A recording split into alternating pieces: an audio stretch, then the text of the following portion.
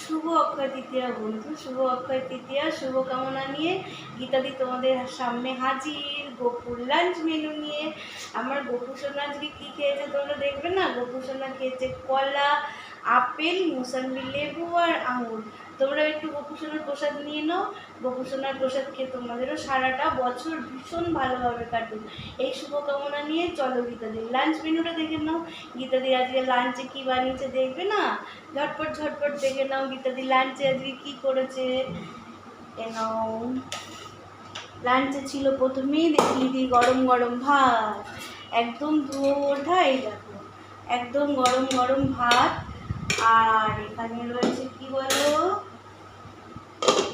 একদম জ্যান্ত জ্যান্ত কই মাছের ঝোল, বড় বড় কই মাছ দিয়ে আলু দিয়ে গীতাদি ঝোল বানিয়েছে। এই দেখো কই মাছগুলো, সেদিন বললাম না বাজারে গেছিলাম, দমদম বাজার, ওখান থেকে এরকম বড় বড় কই মাছ এক এক দিনের জন্য এক এক রকম নিয়ে এসেছি। এক এক দিন এক একটা করবো আর তোমাদের দেখাবো, আগে দিয়ে বলবো না। এটা কই মাছের ঝোল হয়েছে।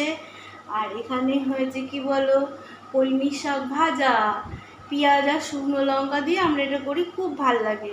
কলমি শাক ভাজা হয়েছে, এখানে হয়েছে একটু অল্প করে আলু ভাজা।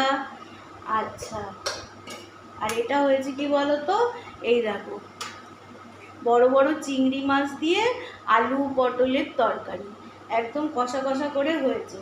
তা গীতাদির লাঞ্চ মেনুতে আজকে এটাই রান্না হয়েছে। যদি ভালো লাগে লাইক কমেন্ট শেয়ার করো। ততক্ষণের জন্য টাটা, দেখা হবে নেক্সট ভিডিওতে।